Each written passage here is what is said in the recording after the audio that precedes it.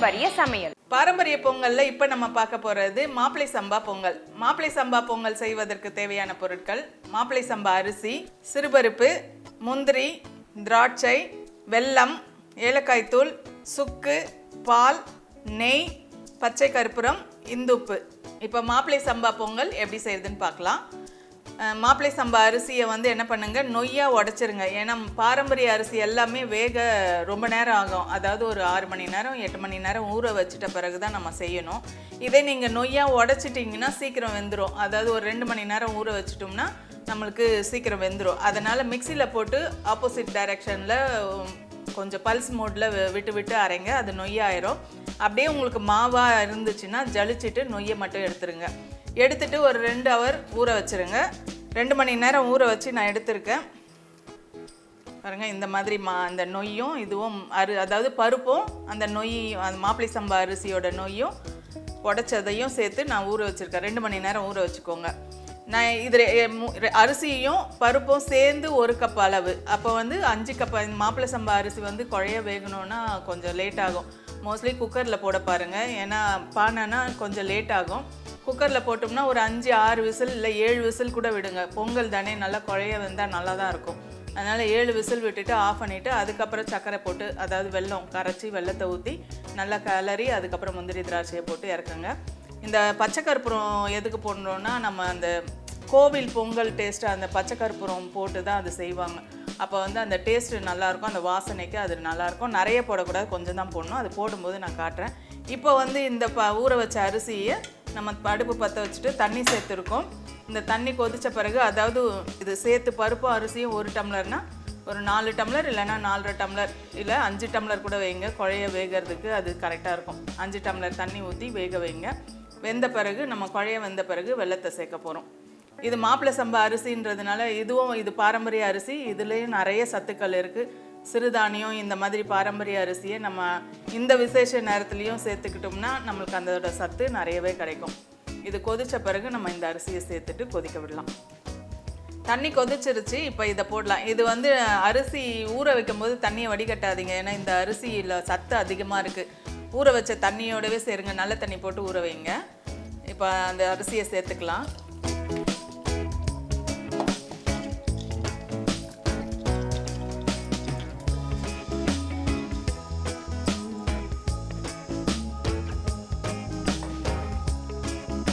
நான் 4 கப்பு தண்ணி ஊற்றிருக்கேன்.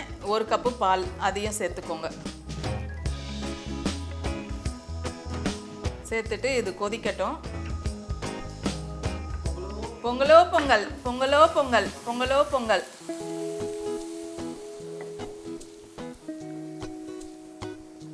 இது பொங்கி ஊற்றின பிறகு நல்லா குழைய வேக விடுங்க. வெந்த பிறகு நம்ம அதுக்கப்புறம் சர்க்கரை, அதாவது வெல்லம் கரைச்சி ஊற்றி கொதிக்க வைக்கலாம். இது நல்லா குழைய வேகணும். மாப்பிள்ளை சம்பா அரிசி இல்லைங்களா, நல்லாவே வேக விடுங்க. இது வேகட்டும். இந்த மாதிரி நல்லா குழைய வேக வச்சுக்கோங்க.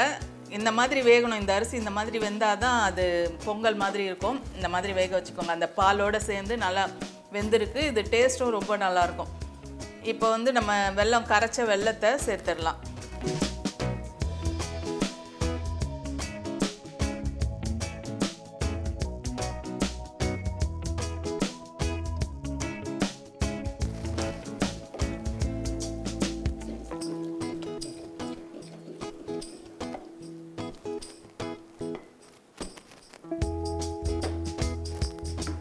இது கூட ஒரு பிஞ்சு உப்பு சேர்த்துக்கோங்க இந்த டேஸ்ட்டுக்கு.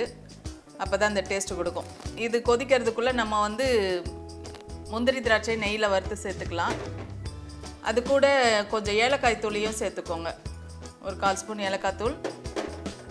இது பச்சை கற்பூரம். நம்ம லட்டுக்கெலாம் போடுவோம் இல்லைங்களா, இதுதான் பச்சை கற்பூரம். இதில் இந்த அளவு எடுத்தால் போதும்.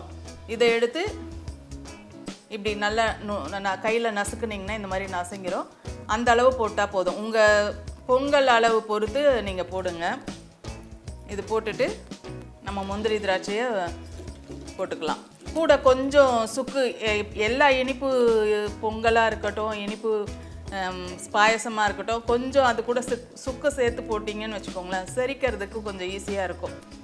நம்ம பருப்பு போடுறோம், வாய்வு இருக்கும் இல்லைங்களா, அதனால் சுக்கும் கொஞ்சம் நசுக்கி சேர்த்துக்கோங்க. கொஞ்சமாக சேர்த்துக்கோங்க.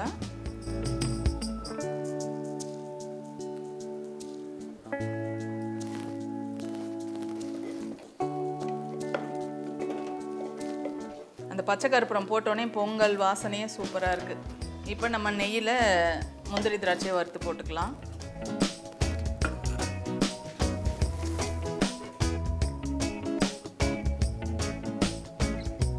கொஞ்சம் நெய் சேர்த்துக்கோங்க. அதில் முந்திரி சேர்த்துக்கோங்க.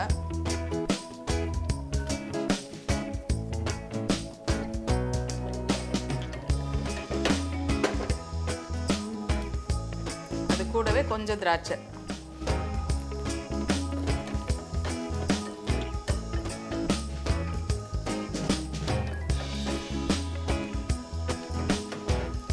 மாப்பிள்ளை சம்பா இந்த பாரம்பரிய அரிசிலாம் வேக கொஞ்சம் லேட்டாக தான் ஆகும்.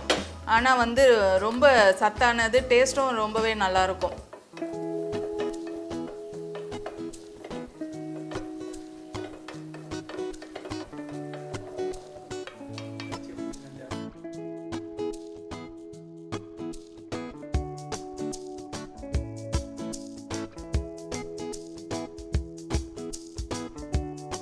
ஸ்டவ் ஆஃப் பண்ணிடுங்க. ஆஃப் பண்ணிவிட்டு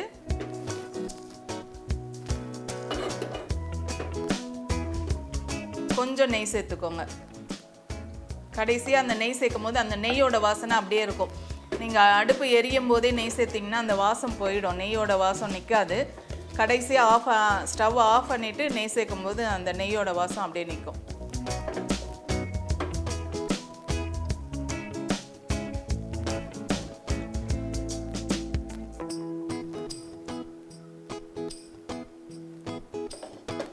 சத்தான மாப்பிள்ளை சம்பா பொங்கல் ரெடி ஆயிடுச்சு. இது ரொம்ப சத்தானது. இது ஆண்களுக்கு வாரத்துக்கு ஒரு 2 நாள் இந்த மாதிரி மாப்பிள்ளை சம்பா அரிசியில் உணவாக செஞ்சு கொடுக்கும்போது உடம்பு பலம் பெறும். ஆண்கள்னு இல்லை, எல்லாருமே சாப்பிட்லாம். உடம்பு ஸ்ட்ராங்காக இருக்கும். நல்ல அதாவது கெட்ட கொழுப்பை கரைச்சி உடம்பை வந்து நல்லா கட்டுக்கோப்பாக வச்சுக்கோன்னு சொல்லுவாங்க இல்லைங்களா, அந்த மாதிரி இந்த அரிசி சாப்பிடும்போது உடம்பு நல்லா ஸ்ட்ராங்காக கட்டுக்கோப்பாக இருக்கும். இந்த மாதிரி மாப்பிள்ளை சம்பா அரிசி பொங்கலை கண்டிப்பாக நீங்கள் வீட்டில் செஞ்சு பாருங்கள். செஞ்சு பார்த்துட்டு உங்கள் கருத்துக்களை தெரியப்படுத்துங்க.